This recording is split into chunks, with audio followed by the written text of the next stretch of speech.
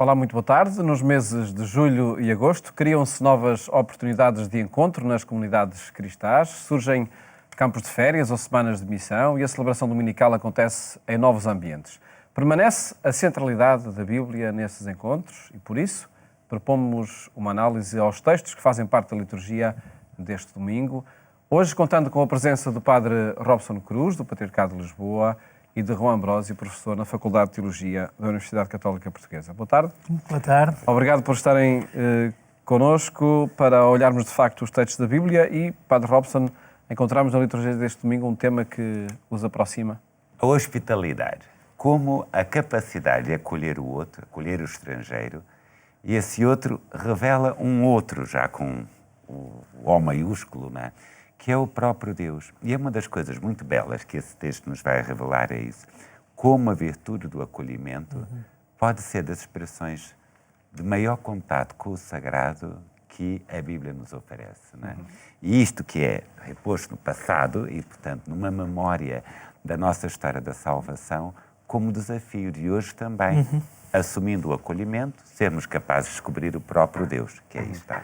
Eu sublinho esta dimensão, uma primeira nota de abraço ao Robson, companheiro, já estudámos juntos, não é? E é sempre bom irmos revisitando e vermos, às vezes, o tempo leva-nos para outros lados, mas é sempre bom. Eu sublinho a televisão claramente... também é um bom momento de encontro, é verdade, e de hospitalidade. É verdade, e da hospitalidade. Sublinho esta dimensão porque ela também me parece claramente fundamental e sublinho neste sentido. O outro, este outro... vamos dizer assim com o O pequeno, embora para nos entendermos, que revela este outro com o O grande, é essencial, ou seja, é porque eu reconheço, posso reconhecer o mistério no outro, que este mistério não fica reduzido a mim, ou seja, a alteridade desta outra pessoa permite-me perceber melhor o que é o mistério de Deus, que não é um mistério que tem só o meu tamanho, à medida da minha sensibilidade, da minha história, e isso é de facto uma riqueza enorme. E para além disso, a experiência de encontro e de acolhimento com este e outro está a requisitar e a exigir dimensões fundamentais que eu considero serem fundamentais não só para a construção da comunidade cristã, como também para a construção da comunidade humana, da história, da sociedade humana. E os textos deste domingo ajudam-nos a perceber isso. E vamos ver desde logo a partir do texto do Evangelho como nos faz passar essa mensagem. Antes de analisarmos o texto, no capítulo 10 de São Lucas, vamos ouvir o texto que é proclamado na liturgia deste domingo. Naquele tempo, Jesus entrou em certa povoação e uma mulher chamada Marta recebeu-o em sua casa. Ela tinha uma irmã chamada Maria, que sentada aos pés de Jesus ouviu a sua palavra. Entretanto, Marta atarefava-se com muito serviço. Interveio então e disse: Senhor, não te importas que minha irmã me deixe sozinha a servir? Diz-lhe que venha ajudar-me. O Senhor respondeu-lhe: Marta, Marta, andas inquieta e preocupada com muitas coisas, quando uma só é necessária. Maria escolheu a melhor parte, que não lhe será tirada.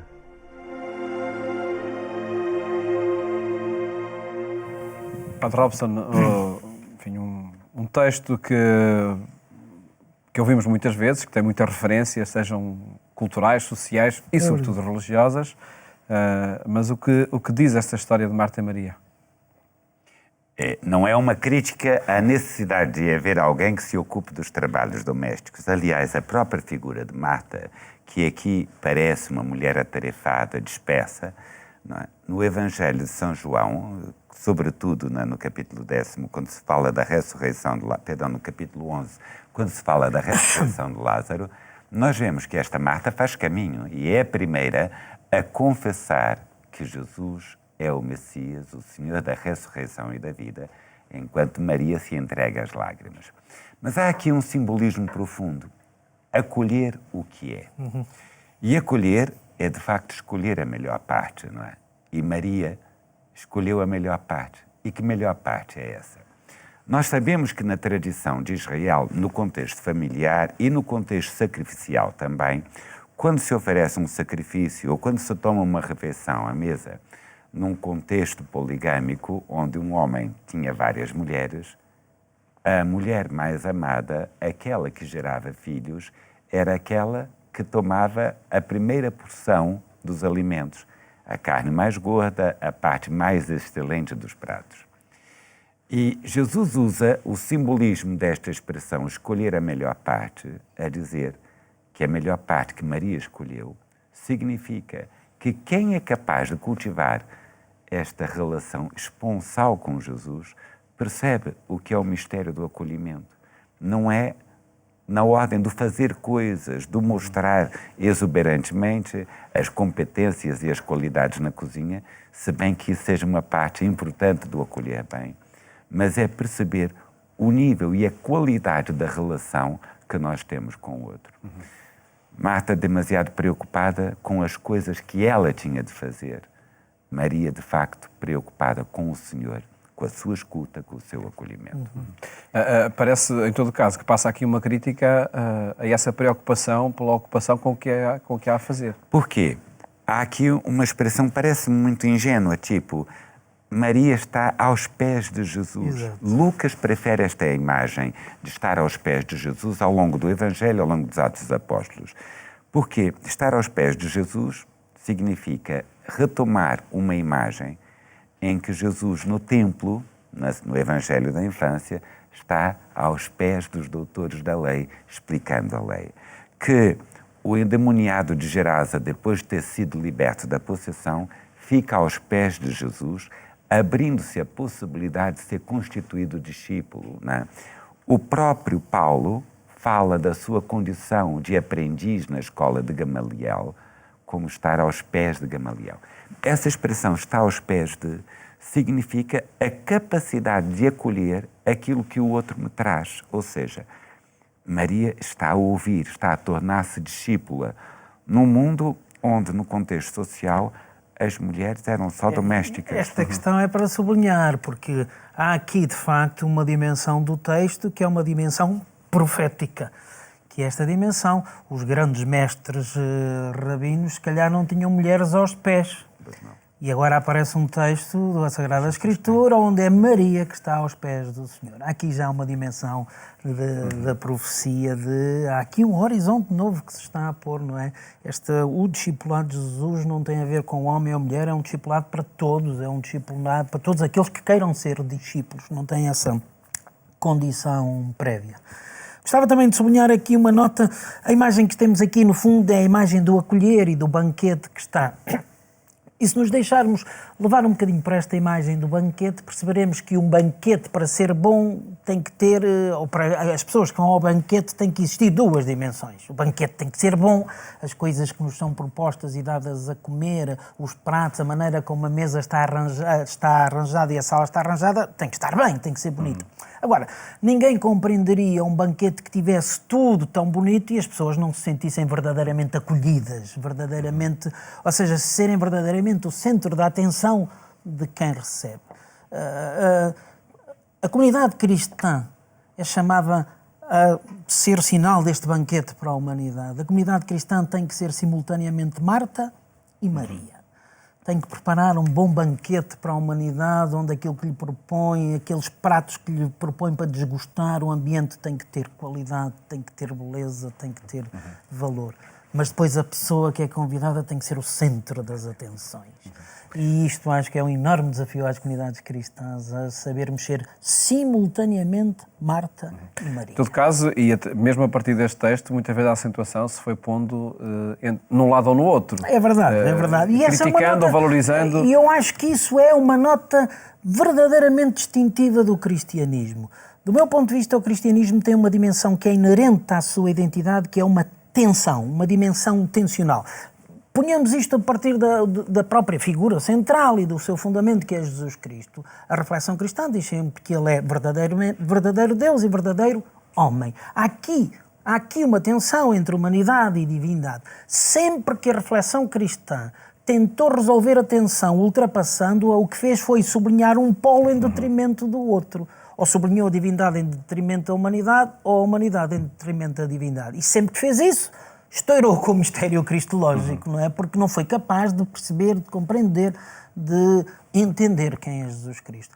Ora, esta tensão Marta-Maria é para mim uma destas tensões inerentes ao cristianismo, não é? E que sempre que nós tentamos ultrapassá-la, em vez de a assumir como própria da nossa identidade, tenderemos a ir para aqueles que privilegiam a ação em detrimento da contemplação ou aqueles que privilegiam a contemplação em detrimento da ação. Do meu ponto de vista, a pedra de toque está em assumir esta tensão e perceber que aquilo que nós propomos para o mundo decorre desta experiência de encontro e de comunhão com o Senhor ressuscitado, mas essa experiência de encontro, de comunhão com o Senhor ressuscitado, imediatamente nos lança para o meio do mundo para transformar esse mundo. E, portanto, não podemos ser só Marta, nem só Maria, temos que simultaneamente ser Marta e Maria. Sendo que há aqui, Padre Robson, essa novidade também que valorizou do encontro com o feminino. Sim. A novidade para o mundo judaico. Uma mulher é feita discípula. A mulher não é apenas para trabalhar. Exatamente. É agora, e a gente sabe que depois no ministério de Jesus, Madalena será a primeira testemunha da ressurreição, as mulheres terão um protagonismo único, exatamente para mostrar que essas superações baseadas na cultura, na sexualidade, são rompidas agora com um novo dinamismo. Né? Uma nova criatura nasce do encontro com Jesus. Também aqui estamos a precisar de profecia na comunidade cristã. Há passos que continuam a ser necessitados de ser dados. Precisamente nesse discipulado no feminino. Exatamente. É sobre uma figura também feminina que fala a primeira leitura, enfim, Abraão e Sara, não é? Do livro do Gênesis, em que contexto surge essa promessa do filho a Sara? Figuras misteriosas são acolhidas, não é? Dentro do universo do Antigo Testamento, não podemos dizer que é uma manifestação da Santíssima Trindade, claro. No entanto, todo o simbolismo mostra isso, ou seja, a hospitalidade de Abraão é decorrente de uma atitude, o homem que confia na promessa de Deus. É claro que o livro do Gênesis, tristemente, nos põe Abraão a tentar condicionar a forma como Deus vai cumprir promessas, não é? E nós as conhecemos. Vai para o Egito, corre mal, tenta que seja o seu sobrinho a ficar como filho adotivo, corre mal, um filho da escrava Agar, corre mal. Quando finalmente Abraão deixa de querer manipular a Deus e a forma como vai cumprir, é a hospitalidade o lugar onde se reaviva uma promessa, não é? Deus vai cumprir. E é curioso, essa hospitalidade de Abraão, não é? É uma hospitalidade feita de excessos. Nós ouvimos a tradução litúrgica, não é? E diz, Abraão mandou amassar 3 medidas de farinha. São 90 litros de farinha. Quanto pão é que isso produzia? Portanto, para 3 pessoas. Isto é uma padaria, digamos assim, média, a fazer pão para vender, não é? E esta abundância, entende, da próprios sinais da hospitalidade, mostra um bocadinho. Abraão tem consciência. O outro, o estrangeiro, de quem ele não conhece o nome nem a identidade, é portador de um dom sagrado. E é esse exagero da hospitalidade que mostra os exageros de Deus, que é um homem na sua velhice o possa tornar pai. Muito interessante o texto. E que sinal é este da promessa do filho? Completamente de acordo com isto. Eu gostava de começar um bocadinho antes, porque aqui está em jogo verdadeiramente também o que é o desafio às comunidades cristãs e o que é o desafio às comunidades cristãs hoje. Mesmo que este seja o primeiro livro do Exatamente, da Bíblia, mas que está aqui para ser lido a partir, também relido a partir do Evangelho, para que ele seja, embora estamos no contexto do Antigo Testamento, é verdade, mas nota-se aqui esse desafio a partir da própria experiência de Jesus Cristo. Diria assim, sublinhar, primeiro aspecto, a atenção. Foi possível isto acontecer porque houve atenção daqueles três, não é? Que eram desconhecidos, de quem não sabia sequer o nome. A atenção é fundamental para que possa haver hospitalidade. Aqui a hospitalidade joga-se depois. O que é ser hospitalidade? É fazer com que o estrangeiro se sinta em sua casa. Apesar de não ser a sua casa, fazer com que ele se sinta em sua casa. E daí todo este excesso que aqui foi feito. Claro que nós sabemos que o que está em jogo neste texto é a hospitalidade que o ser humano está a fazer de Deus, mas que Deus está a fazer do ser humano. Porque é muito interessante, se quisermos fazer esse jogo, é Deus que se senta à mesa connosco, não é? E, portanto, esse é fundamental. A atenção, a hospitalidade, fazer com que o outro se sinta em casa. E que é neste contexto, como muito bem sublinhou o Padre Robson, é neste contexto de hospitalidade e de comensalidade que é feita a promessa, que a promessa se concretiza. No fundo, podemos falar que é neste contexto de hospitalidade que pode vir a fecundidade de algo de novo, no caso de Sara. Gente, vamos trazer isto tudo para o mundo de hoje.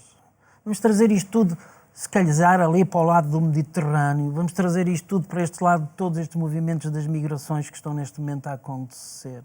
E como nós não temos estado atentos ao estrangeiro, ao diferente, como nós não temos, se calhar, sido suficientemente lestos e atentos para que eles possam sentir em sua casa, e esta não é a casa deles, embora o mundo é a nossa casa, não é? Mas como há aqui um enorme desafio a ousarmos esta hospitalidade e a partir desta hospitalidade poder ser capaz de gerar coisas novas, uma fecundidade nova, não é? Uma vida nova. Se calhar é isso que estamos a precisar e se calhar é isso que as comunidades cristãs estão também a precisar de fazer de uma maneira mais veemente e mais ousada. Pondo de lado medos e Pondo de lado medos, preconceitos, pondo de lado medos. não é? Dizemos sempre que é tão importante isto que o Papa diz, que isto que acontece, aquele desafio de que cada comunidade cristã recebesse um refugiado. Nós sabemos a tradução que isso teve, não é? Muito pouca, muito pouca. E podemos lembrar que está em curso, está sempre em curso essas propostas de hospitalidade aos refugiados também entre nós. E até de acolhimento local, ou Sim, seja, sim. não é necessário esperar que uma pessoa esteja a afogar-se no Mediterrâneo Com e dizer certeza. fui eu que a fui salvar. Não. Há pessoas que vivem à nossa volta, todos nós, nas cidades, nas comunidades rurais, convivemos diariamente com estrangeiros e sentir são a nossa família, temos obrigações de hospitalidade e proximidade para que sejamos capazes de acolher o outro. Na Carta aos Hebreus é muito claro, não é? Comentando este episódio do livro do Gênesis, Hebreus 13 diz: há pessoas que acolheram anjos sem o saberem. Exatamente. É muito bonito isso.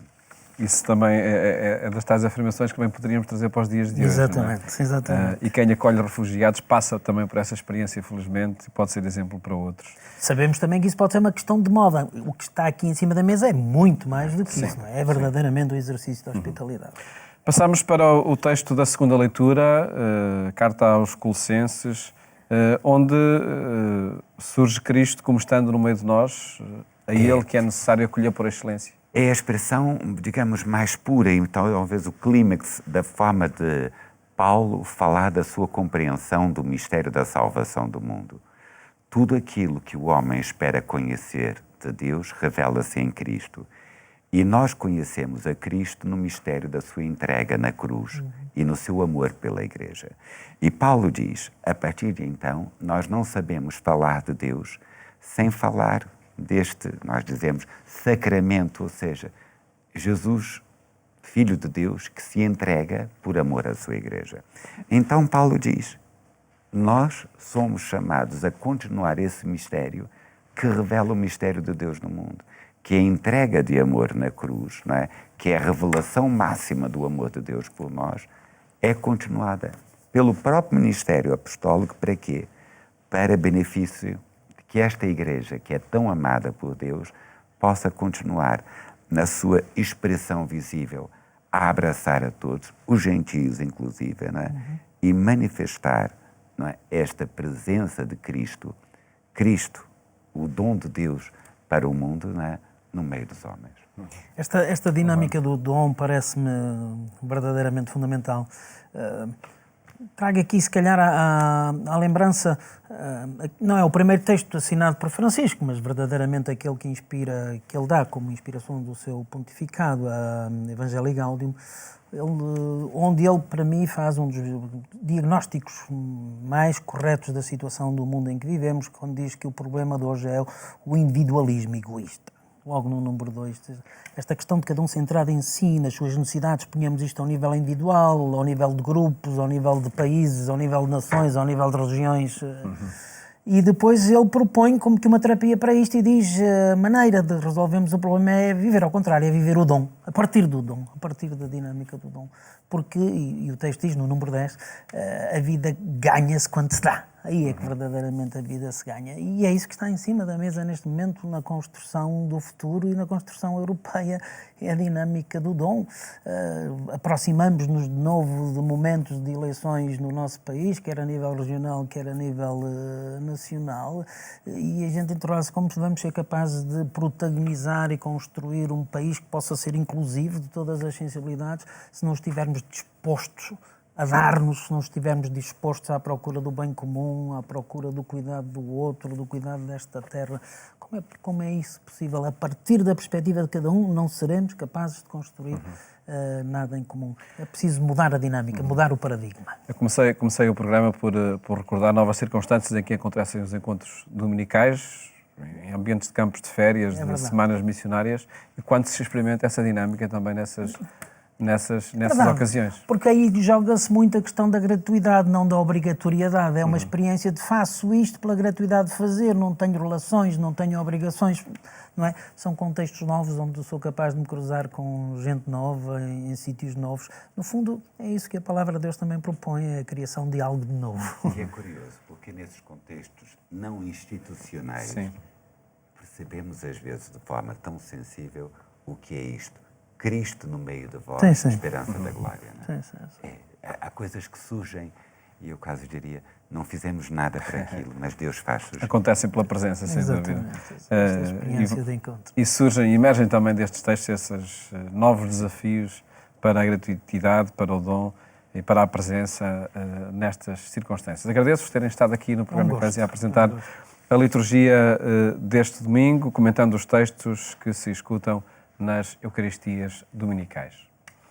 Mais logo, contamos com a sua companhia na rádio, na Antena 1, quando forem 22h45. Até lá, votos de umas ótimas férias, se for o caso. Até a próxima segunda-feira, se Deus quiser.